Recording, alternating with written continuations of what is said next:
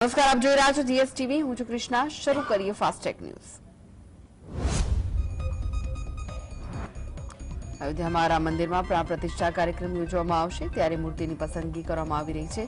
અરુણ યોગીરાજ દ્વારા બનાવવામાં આવેલી રામલલ્લાની મૂર્તિ 18મી જાન્યુઆરીએ ગર્ભગૃહમાં સ્થાપિત કરવામાં આવશે. મૂર્તિનું વજન 150 થી 200 કિલોની આસપાસ છે. અરુણ યોગીરાજ મૈસૂરના રહેવાસી છે. તેમણે કેદારનાથમાં શંકરાચાર્યની પ્રતિમા બનાવી છે.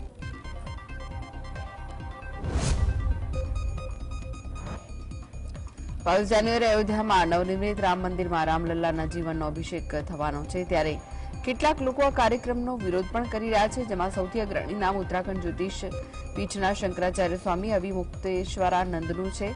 અને આ અંગે સ્વામી અવિમુક્તેશ્વરાનંદે કહ્યું હતું કે તેઓ ઉદઘાટન કાર્યક્રમમાં હાજર રહી શકશે નહીં, કારણ કે મંદિરનું નિર્માણ હજુ અધૂરું છે, ધાર્મિક ગ્રંથોની વિરુદ્ધ છે.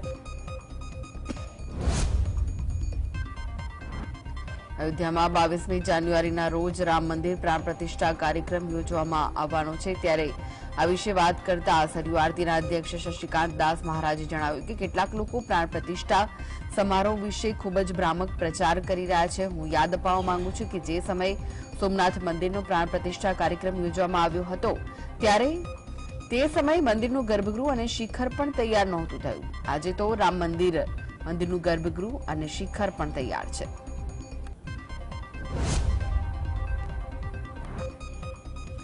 અયોધ્યામાં રામ મંદિર પ્રાણ પ્રતિષ્ઠા કાર્યક્રમ પહેલા ચંદીગઢમાં કળશ યાત્રા કાઢવામાં આવી હતી. મોટી સંખ્યામાં લોકો આ યાત્રામાં હાજરી આપી હતી. શોભાયાત્રા પરંપરાગત હિન્દુ ધાર્મિક વિધિ અને ધાર્મિક ઉત્સવો પ્રમાણે કાઢવામાં આવી હતી. આ સાથે જ હરિયાણાના કુરુક્ષેત્રમાં પણ ભવ્ય કળશ યાત્રા કાઢવામાં આવી હતી.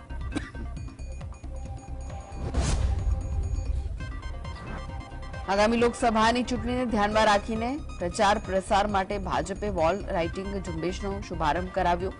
ભાજપના રાષ્ટ્રીય અધ્યક્ષ જેપી નડ્ડાએ કેન્દ્રમાં ફરી એકવાર મોદી સરકારને ચૂંટવા લોકોને અપીલ કરી. ફરી એકવાર મોદી સરકારના સૂત્ર સાથે નડ્ડાએ દિવાલ પર કમળનું નિશાન દોર્યું હતું. નડ્ડાએ જણાવ્યું કે દેશમાં વિકાસલક્ષી કાર્યો અને તેને વધુ આગળ લઈ જવા માટે સ્થિર સરકારની જરૂર છે. આ પહેલા નડ્ડાએ દિલ્હીના કરોલબાગમાં ગુરુ રવિદાસ મંદિરમાં પાર્ટીના સ્વચ્છતા અભિયાનમાં ભાગ લીધો હતો.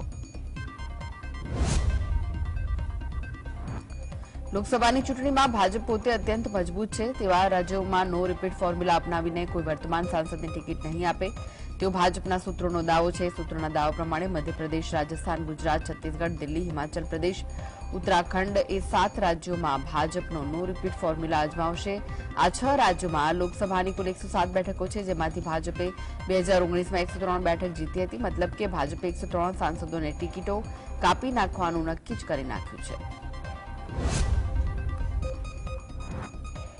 કોંગ્રેસના નેતા રાહુલ ગાંધીની આગેવાનીમાં ભારત જોડો ન્યાય યાત્રાની મણિપુરના ઇમ્ફાલથી શરૂઆત થઈ હતી. 15મી જાન્યુઆરી એટલે કે બીજા દિવસે પ્રદેશના કાલાપહાર કાંગપોકપીમાંથી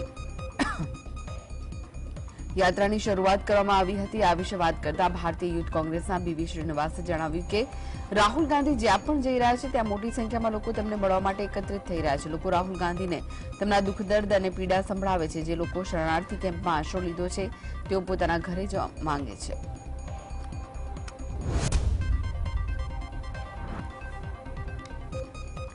કોંગ્રેસની ભારત જોડો યાત્રામાં સામેલ પક્ષના મહાસચિવ જયરામ રમેશે જણાવ્યું કે 14મી જાન્યુઆરીથી શરૂ થનારી ભારત જોડો ન્યાય યાત્રા નાગાલેન્ડમાં પ્રવેશ કરશે. રાહુલ ગાંધીએ 2-3 સભા સંબોધન કર્યું હતું. પ્રદેશના સિવિલ સોસાયટીના લોકો અને યુવા વિદ્યાર્થીઓ પણ રાહુલ ગાંધીને મળ્યા. લોકોએ કહ્યું કે રાહુલ ગાંધી આવ્યા છે, તેમનું સ્વાગત છે, પરંતુ પીએમ મોદી છેલ્લા 8 મહિનાથી કેમ મણિપુરની મુલાકાતે આવ્યા નથી.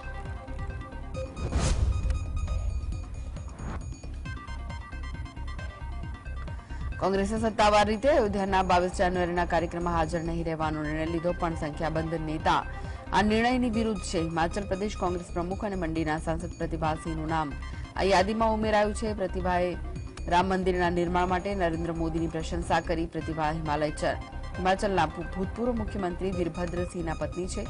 તેમના પુત્ર વિક્રમાદિત્ય ધારાસભ્ય છે. વિક્રમાદિત્ય પણ રામ મંદિરના કાર્યક્રમ માટે નિમંત્રણ મોકલવા બદલ ટ્રસ્ટનો આભાર માન્યો.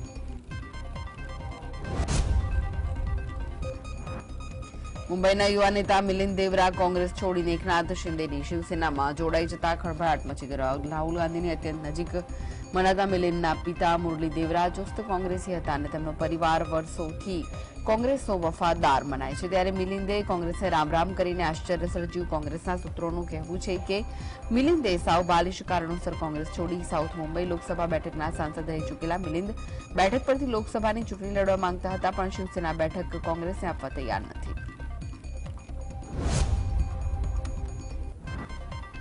બસપા સુપ્રીમો માયાવતીએ લખનૌમાં પોતાના જન્મદિવસ નિમિત્તે સંબોધન દરમિયાન સમાજવાદી પાર્ટી તેમજ ભાજપ પર નિશાન સાધ્યું. તેમણે ઈવીએમ અને વિપક્ષી ઇન્ડિયા ગઠબંધનનો ઉલ્લેખ કરતા કહ્યું કે તેમની પાર્ટી બીએસપી સમગ્ર દેશમાં એકલા હાથે લોકસભા ચૂંટણી લડશે. માયાવતીએ કહ્યું કે તેમની પાર્ટીના સમર્થનને જાળવી રાખવું ખૂબ જ જરૂરી છે. ગઠબંધન વિશે વાત કરતા માયાવતીએ દાવો કર્યો કે ગઠબંધન કરવાથી પાર્ટીને ફાયદો ઓછો પરંતુ નુકસાન વધુ થાય તેવી શક્યતા છે.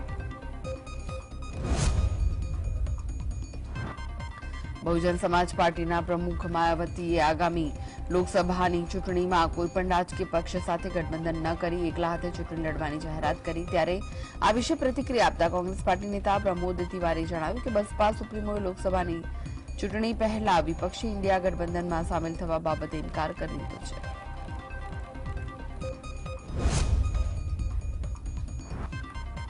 રાજસ્થાનમાં મંત્રીઓ અને અધિકારીઓ વચ્ચેના ટકરાવો ટળે અને બંનેના સંબંધો સારા રહે તે માટે મુખ્યમંત્રી ભજનલાલે લંચ ડિપ્લોમસી અપનાવી. ભજનલાલે તમામ મંત્રીઓને આદેશ આપ્યો છે કે મહિનામાં ઓછામાં ઓછા એકવાર દરેક મંત્રી પોતાના મંત્રાલયના અધિકારીઓ સાથે ટિફિન શેર કરી લંચ લે. રાજસ્થાનમાં હમણાં ભાજપના નેતાઓએ ચૂંટણી પ્રચાર વખતે અધિકારીઓને ખખડાવ્યા હતા અને બદલી કરવાની ધમકીઓ આપેલી હતી. તેના વિડીયો ભરપૂર વાયરલ થઈ રહ્યા છે. ઉદ્ધવ ઠાકરે સમૂહની શિવસેનાએ મહારાષ્ટ્ર વિધાનસભાના સ્પીકરના એકનાથ શિંદે જૂથની શિવસેનાને અસલી પાર્ટી ગણાવતા આદેશને સુપ્રીમ કોર્ટમાં પડકાર્યો હતો. આ સાથે જ એકનાથ શિંદે સહિત 16 ધારાસભ્યોને ગેરલાયક ન ઠેરવવા આદેશને પણ કોર્ટ સમક્ષ રજૂ કરવામાં આવ્યો. ગયા સપ્તાહ દરમિયાન વિધાનસભાના સ્પીકર રાહુલ નાર્વેકર મહારાષ્ટ્રના મુખ્યપ્રધાન એકનાથ શિંદે મોટી રાહત આપતા એકનાથ શિંદે જૂથને અસલી પાર્ટી ગણાવી હતી.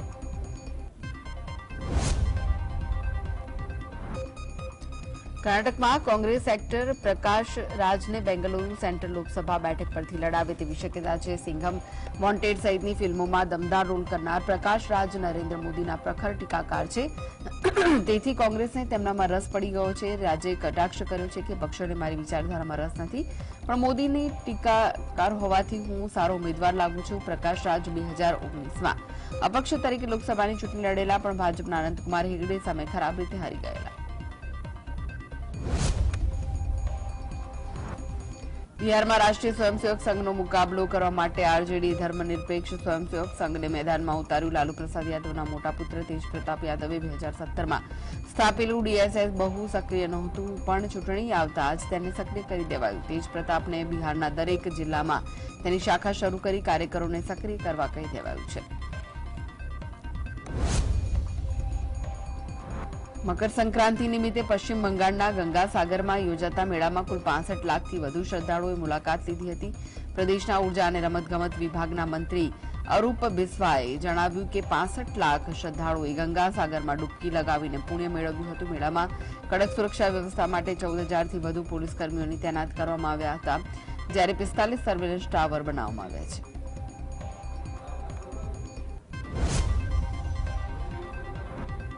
દેશમાં કોરોના કેસમાં ઘટાડો જોવા મળી રહ્યો છે. કેન્દ્રીય આરોગ્ય મંત્રાલય તરફથી જારી કરવામાં આવેલી માહિતી પ્રમાણે છેલ્લા 24 કલાકમાં કોરોનાના નવા 272 કેસ સામે આવ્યા છે. જ્યારે સારા સમાચાર એ છે કે આ સમયગાળા દરમિયાન કોઈપણ દર્દીનું કોરોનાના કારણે મોત થયું નથી. ગયા વર્ષે 5મી સપ્ટેમ્બરે કોરોનાના નવા નોંધાતા કેસની સંખ્યા ઘટીને ડબલ આંકડા સુધી પહોંચી ગઈ હતી.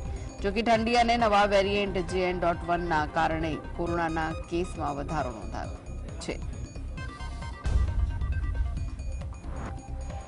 દૂધસાગર ડેરીની આવકમાં ઐતિહાસિક વધારો નોંધાયો. હાલમાં અત્યાર સુધીનું સૌથી વધુ 40 લાખ લીટરથી વધુ દૂધની આવક થઈ રહી છે. 2025 સુધી 50 લાખ લીટર દૂધની આવક થાય તેવો નિયામક મંડળનો લક્ષ્યાંક છે. 2 વર્ષ અગાઉ 30 લાખ લીટર દૂધની આવક હતી, જે હાલમાં 40 લાખ લીટરથી વધુ થતા દૂધના ટર્નઓવરમાં પણ વધારો થયો છે.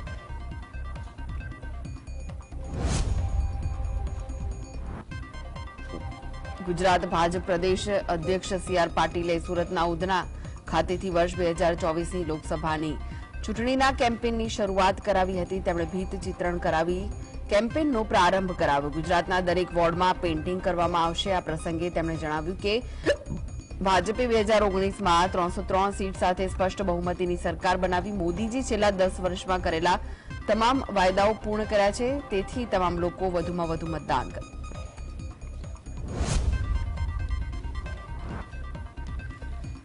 ગુજરાત કોંગ્રેસ પ્રભારી મુકુલ વાસનિક 2 દિવસના ગુજરાતના પ્રવાસે આવી રહ્યા છે. તેઓ લોકસભાની ચૂંટણી પહેલા કોંગ્રેસ શહેર અને જિલ્લા સમિતિના 50 આગેવાનો સાથે બેઠક કરીને જિલ્લા સ્તરે અને રાજ્ય સ્તરના સંમેલન અંગે વિચાર વિમર્શ કરશે. આ ઉપરાંત રાહુલ ગાંધીની ભારત જોડો ન્યાય યાત્રા અંગે, ડોનેટ ફોર દેશ અંગે તથા લોકસભાની ચૂંટણીની તૈયારી અને સંગઠનને મજબૂત કરવા સહિતના મુદ્દાઓ પર ચર્ચા કરશે.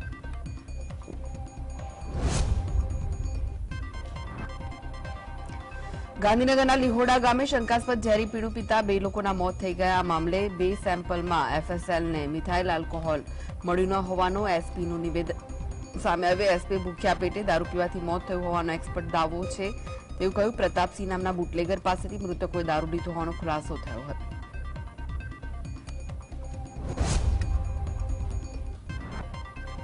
દહેગામના લીહોડા અને પન્નાના મુવાડા ગામમાં થયેલા લઠ્ઠાકાંડ મામલે જીએસટીની ટીમ બુટલેગરના નિવાસસ્થાને પહોંચી હતી. જેનાજી ઝાલા નામનો વ્યક્તિ છેલ્લા ઘણા સમયથી દારૂનું વેચાણ કરતો હતો. બુટલેગરનો પરિવાર ઘર બંધ કરીને ગાયબ થઈ ગયો. આ બુટલેગરને લઈને પોલીસ તપાસ શરૂ કરી, જેથી સ્થાનિક પોલીસ ઉપર અનેક સવાલ ઉઠી રહ્યા છે.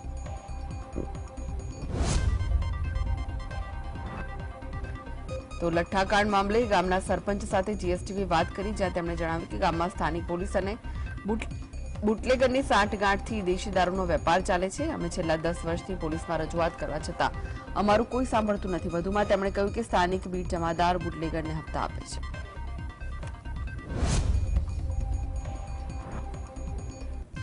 દહેગામમાં થયેલા લઠ્ઠાકાંડ મામલે કોંગ્રેસ નેતા અમિત ચાવડાએ ભાજપ સરકાર પર આકરા પ્રહાર કર્યા. તેમણે જણાવ્યું કે ભાજપના શાસનમાં એક બાદ એક લઠ્ઠાકાંડના બનાવો હપ્તાખોરીના કારણે બની રહ્યા છે. આ કોઈ ગુનાહિત બેદરકારી નહીં, પરંતુ હપ્તાખોરીના કારણે થયેલી બેદરકારી છે. બોટાદ લઠ્ઠાકાંડમાં 45 જેટલા લોકોના મોત થયા. ખેડામાં સિરપ લઠ્ઠાકાંડમાં 5 લોકોના મોત થયા.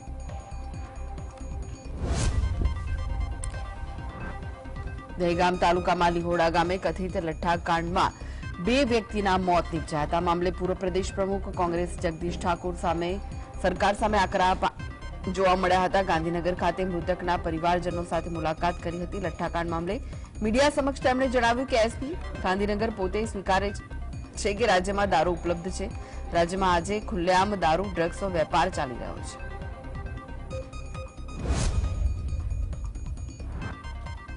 ગાંધીનગરના લીહોડા લઠ્ઠાકાંડને લઈને વાવના ધારાસભ્ય ગેનીબેન ઠાકોરનું નિવેદન સામે આવ્યું. તેમણે કહ્યું કે ગુજરાતમાં બધી પોલીસ ખરાબ નથી, પરંતુ જ્યાં પણ દારૂના અડ્ડા ચાલે છે ત્યાં પોલીસે રહેમ નજર હેઠળ બધું ચાલે છે. ગૃહમંત્રીના હોમટાઉનમાં આવી હાલત થતી હોય તો અન્ય વિસ્તારોમાં કેવી હાલત હશે? ત્યારે બીજી વખત ઘટના ન બને તેને લઈને રાજ્ય સરકાર દ્વારા કડક તપાસ કરવામાં આવે તેવી ગેનીબેન ઠાકોરે માંગ કરી છે.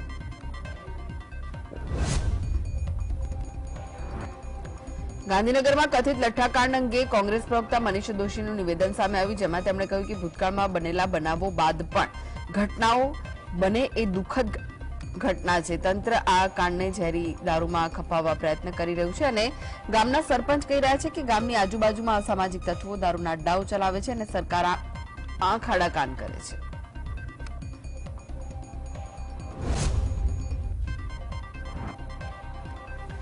ગાંધીનગરમાં કથિત લઠ્ઠાકાંડ મામલે ગૃહ રાજ્યમંત્રી હર્ષ સંઘવીનું મોટું નિવેદન સામે આવ્યું. તેમણે જણાવ્યું કે ઘટના અંગેનો પ્રાથમિક રિપોર્ટ આવી ગયો છે. પ્રાથમિક રિપોર્ટમાં લઠ્ઠાનો કોઈ અંશ મળ્યો નથી. સંપૂર્ણ રિપોર્ટ આવ્યા બાદ મીડિયાને બ્રીફ કરવામાં આવશે. આ મામલે કડક તપાસ અને કાર્યવાહીના નિર્દેશ આપવામાં આવ્યા છે.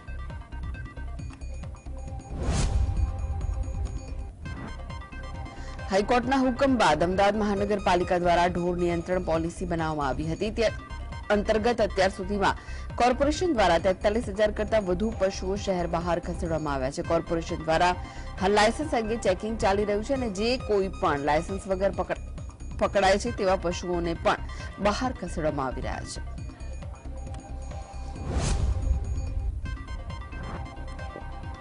અંજારના બુઢારમોરા નજીક આવેલી સ્ટીલ કંપનીની ભઠ્ઠી ઉભરાઈ જતા 10 જેટલા લોકો ઇજાગ્રસ્ત થયા હતા, જેમાંથી 4 વ્યક્તિની હાલત વધુ ગંભીર થતા તેઓને અમદાવાદ ખાતે વધુ સારવાર માટે રિફર કરાયા. તેમાંથી 3 લોકોના મોત નીપજ્યા છે. ઉલ્લેખનીય છે કે ભઠ્ઠી અચાનક ઉભરાઈ જતા ભઠ્ઠીની આસપાસ કામ કરતા મજૂરો આગની લપેટમાં આવી ગયા હતા. મોરબીમાં વાંકાનેર શહેર ભાજપ પ્રમુખે રાજીનામું આપી દીધું. પારિવારિક જવાબદારીના લીધે જિલ્લા પ્રમુખને લેખિતમાં પરેશ મઢવીએ રાજીનામું આપી દેવાનું જણાવ્યું હતું, જ્યારે તેમણે પક્ષના આંતરિક રાજકારણથી ત્રસ્ત થઈને રાજીનામું આપ્યાનું સૂત્રોમાં ચર્ચાઈ રહ્યું છે.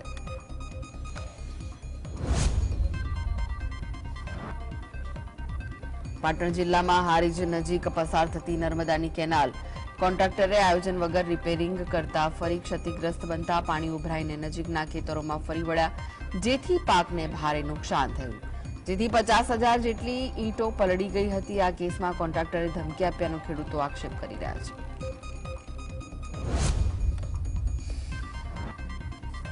જૂનાગઢ માંગરોળ શહેરમાં નગરપાલિકાની બેદરકારીથી પાણીનો વેડફાટ થતો નજરે પડ્યો. હાલ તંત્ર દ્વારા 5 દિવસે પાણી આપવામાં આવે છે, તેમ છતાં પણ પાણીનો વેડફાટ જોવા મળતા ભર શિયાળા ચોમાસા જેવો માહોલ સર્જાયો.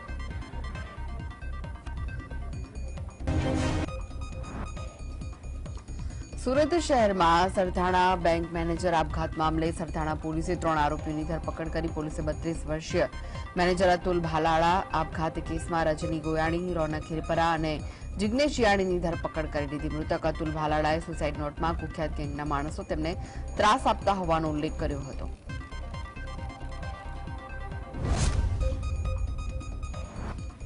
સુરત ક્રાઇમ બ્રાન્ચ દ્વારા ગેંગસ્ટર એક્ટ મુજબ નાસ્તા ફરતા આરોપીની ધરપકડ કરવામાં આવી. આરોપી પરબતસિંહ દિલીપસિંહ ડાંગીની ક્રાઇમ બ્રાન્ચ પોલીસે ધરપકડ કરી. વિગત અનુસાર આરોપી પોતે ચાવી બનાવવાનો ધંધો કરતો હતો. તે બહાને ઘરોમાં રેકી કરી કિંમતી સરસામાનની ચોરી કરતો હતો તથા રાત્રિના સમયે ઘરફોડ ચોરીઓ કરતો હતો. દહેગામના લીહોડામાં લઠ્ઠાકાંડના પગલે જિલ્લા પોલીસે 7 બુટલેગરોને દબોચી લીધા. ગાંધીનગરના રખિયાલ પોલીસે ઘટના સ્થળે પહોંચી દારૂના અડ્ડા તેમજ દારૂ પીનારાઓની શોધખોળ શરૂ કરી. લીહોડા લઠ્ઠાકાંડના પગલે જિલ્લા પોલીસ હરકતમાં આવી ગઈ હતી, પરંતુ એક જ બુટલેગર પાસેથી દારૂ ખરીદીને પીધા બાદ 9 લોકોની તબિયત લથડી હોવા છતાં પોલીસ લઠ્ઠાકાંડનો ઇનકાર કરી રહી છે.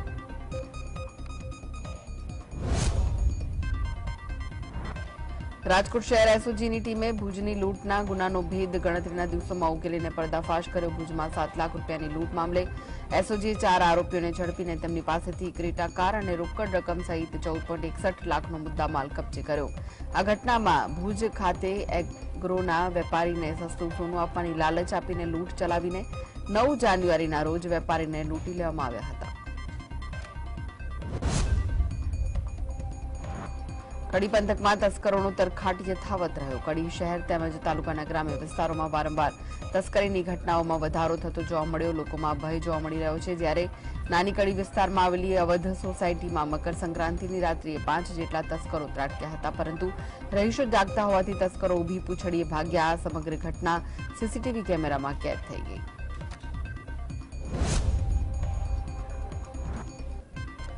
અમદાવાદમાં શહેરીજનો સાથે હવે ભાજપના નેતાઓ પણ સલાબંતથી લાઉડસ્પીકર વગાડવાને લઈને રામોલ હાથીજણ વોર્ડના ભાજપના સંગઠન મંત્રી અમરજીત સિંહ રાજપૂત ઉપર કેટલાક અસામાજિક તત્વોએ છરા વડે હુમલો કર્યો. સંગઠન મંત્રીને ગંભીર ઈજા પહોંચતા તેઓને એલજી હોસ્પિટલ ખસેડવામાં આવ્યા હતા. રામોલ પોલીસે 6 આરોપીઓ વિરુદ્ધ ગુનો દાખલ કરી આગળની કાર્યવાહી હાથ ધરી. સુરત શહેરના સરથાણા વિસ્તારમાં પોલીસ કર્મીઓ દ્વારા 2 યુવકોને માર મારતા હોવાનો વિડીયો સોશિયલ મીડિયા પર વાયરલ થયો. વિડીયોમાં 2 પૈકીનો એક પોલીસ કર્મી યુવકને માર મારતા હોવાનું ફરી થયું. પતંગ વેચાણ કરતા 2 યુવકો જોડે ચપાચપી કરી પોલીસે માર માર્યો હોવાનો આક્ષેપ કર્યો. આ વાયરલ વિડીયો પોલીસના ઉચ્ચ અધિકારીઓ માટે તપાસનો વિષય બન્યો છે. ખેડા જિલ્લામાંથી વધુ એક ચોંકાવનારી ઘટના બની. ઠાસરામાં 2 સંતાનો સાથે માતાએ કેનાલમાં મોતની છલાંગ લગાવી, જેમાં 2 વર્ષીય બાળકીને સ્થાનિકોએ બચાવી લીધી, જ્યારે માતાને અન્ય એક બાળકીની શોધખોળ ચાલી રહી છે. ડાકોર પોલીસે 2 વર્ષીય બાળકીને સારવાર અર્થે નડિયાદ ખાતે ખસેડી આગળની કાર્યવાહી હાથ ધરી.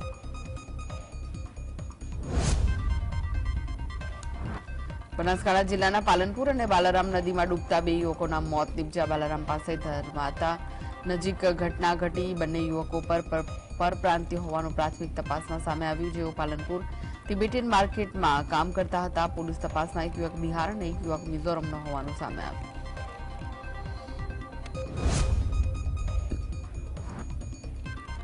અમરેલીના લાલાવદરની વાડીના કુવામાં 3 જેટલી લાશ મળવાના મામલે પોલીસ તપાસમાં ચોંકાવનારો ખુલાસો થયો. અમરેલી એસપી હિમકરસિંહે જણાવ્યું કે હત્યારાની દીકરીનું બીમારીથી મોત થયું હતું, જેને લઈને કુવામાંથી મળેલી મૃતક મહિલા તાંત્રિક વિધિ કરતી હોવાની શંકાએ આરોપીઓ આ કાવતરું રચ્યું હતું, જે મામલે એલસીબીની ટીમે 3 લોકોની અટકાયત કરી છે. નવસારીમાં આશાસ્પદ વિદ્યાર્થીનું સંભવિત હૃદય રોગના હુમલાથી મોત નીપજ્યું. એલએલબીના પ્રથમ વર્ષમાં અભ્યાસ કરતા દર્શિલ ભંડેરી નામના વિદ્યાર્થીની એકાએક તબિયત લથડતા પરિવારે ખાનગી હોસ્પિટલમાં ખસેડ્યો. તબીબોએ તપાસ બાદ તેને મૃત જાહેર કર્યું.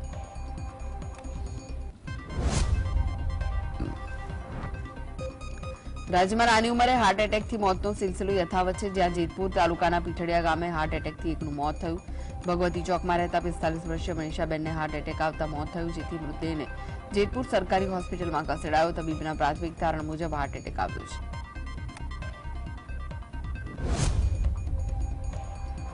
મહેસાણા જિલ્લામાં ફરીથી વ્યાજખોરોનો આતંક સામે આવ્યો. કડીના મોહસિન ચૌહાણ પોતે જ વિડીયો ઉતારી વ્યાજખોરોના ત્રાસથી કંટાળીને નર્મદા કેનાલમાં કૂદી પડ્યો. રાહદારીઓએ યુવકને અદુદરા કેનાલમાંથી બહાર કાઢીને ખાનગી હોસ્પિટલમાં એડમિટ કર્યું. યુવકે 5 જેટલા વ્યાજખોરો સામે કડી પોલીસ સ્ટેશનમાં ફરિયાદ નોંધાવી હતી. સુરેન્દ્રનગરના જીંજુવાડા ગામે પોલીસ પર થયેલા હુમલાની ઘટના મામલે ગામના આગેવાનોએ યોગ્ય તપાસની માંગ કરી. જિલ્લા પોલીસ વડાની કચેરી ખાતે મોટી સંખ્યામાં લોકોએ પોલીસ નિર્દોષ લોકોને હેરાન ન કરે તેમજ દોષિતો પર કડક કાર્યવાહી કરવામાં આવે તેવી પોલીસ વડાએ રજૂઆત કરી હતી.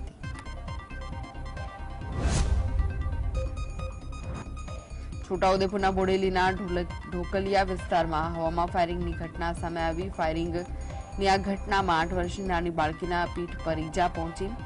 મકર સંક્રાંતિના પર્વે એક મકાનના ધાબા પર નાના બાળકો રમી રહ્યા હતા, ત્યારે બાળકીને પીઠના ભાગે ઈજા થતા તે નીચે ઉતરી. તેણે પરિવારને જાણ કરી. બાબતે બોડેલી પોલીસે હાલ ફરિયાદ દાખલ કરી તપાસ હાથ ધરી છે. મોડાસાની નક્ષત્ર સોસાયટીમાં સફાઈ મામલે મહિલા સફાઈ કર્મી પર હુમલો કરવામાં આવ્યો, જ્યાં સોસાયટીના રહીશોએ સફાઈ કરવાનું કહી લાકડી વડે હુમલો કર્યો. હાલ ઇજાગ્રસ્ત મહિલા સફાઈ કર્મીને સારવાર અર્થે સાર્વજનિક હોસ્પિટલ ખસેડવામાં આવી. આરોપી વિરુદ્ધ જ્યાં સુધી કાયદેસરની કાર્યવાહી ન થાય ત્યાં સુધી કામથી અળગા રહેવાની કામદારોએ ચીમકી ઉચ્ચારી હતી.